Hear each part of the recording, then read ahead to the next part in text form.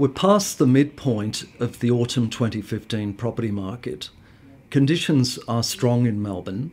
Auction clearance rates are consistently tracking in the high 70s and low 80s.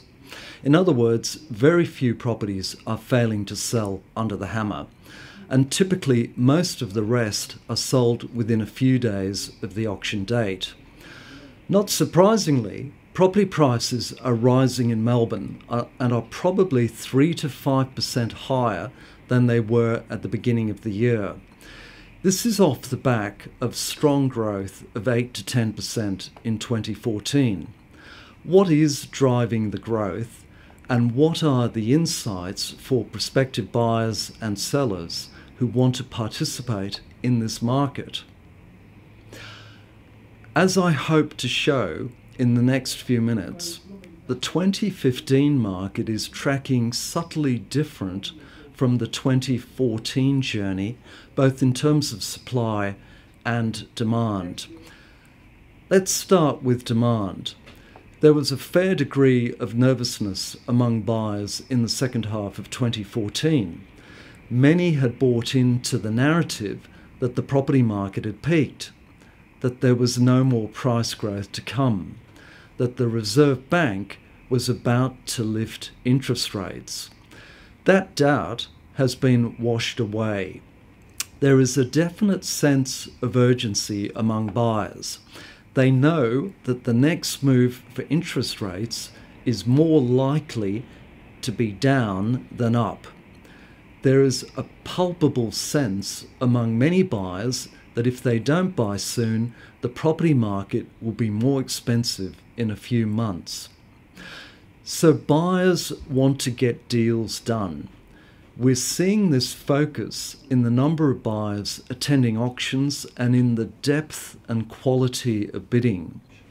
Not only are we often seeing several bidders at auctions, it is not unusual for 3 or 4 bidders to be active in the latter stages of the auction.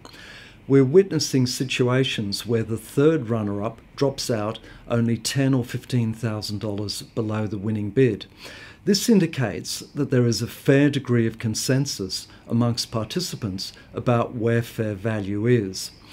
That sort of market trend tends to be more durable than one where only a few participants are competing and setting the price.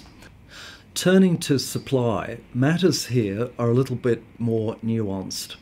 Supply is down from last year. CoreLogic RP Data's figures indicate that there are around 15% fewer new listings in Melbourne each month in 2015 compared to 2014. You may be surprised by that fall. Indeed, I'm a little surprised as well. Intuitively, one might expect new listings to rise in response to higher prices and in anticipation of ongoing strong demand. It appears that although the circumstances are auspicious for vendors, many people just aren't selling. I'm confident the data is correct, as on the ground we are seeing fewer properties for sale in the areas where we buy. Respected estate agents are telling us the same. I suspect what is going on is twofold. It may be in part because we've now had a run of 18 months of good conditions for sellers, and the stock of prospective sellers is running low. There were lots of 1,000 plus auction weekends in 2014, and this may well have soaked up many of these sellers. It may also reflect an improved savviness among property owners.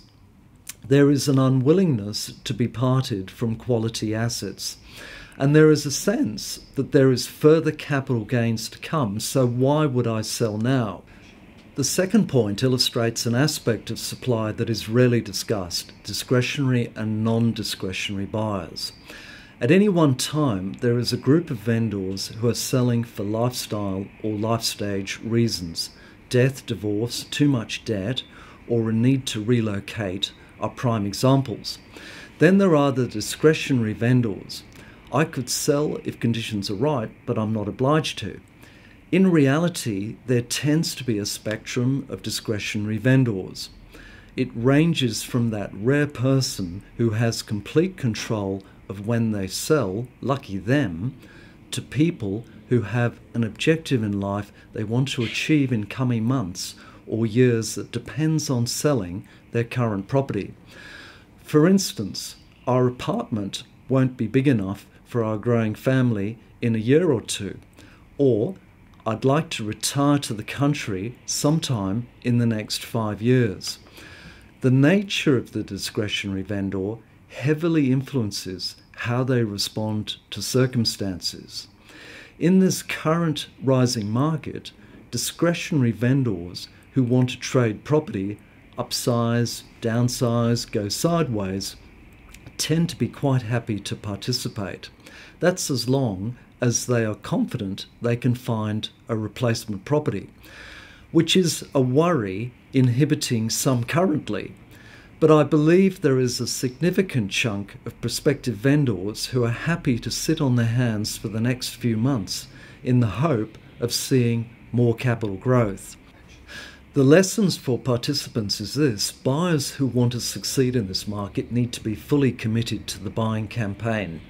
They must undertake their due diligence on what the going rate is for the property type and location they are after by analysing recent comparable sales. And they need to be prepared to factor in another 5% or so above this technical going rate to account for strong sentiment. Times are good for vendors. It's a good time to sell.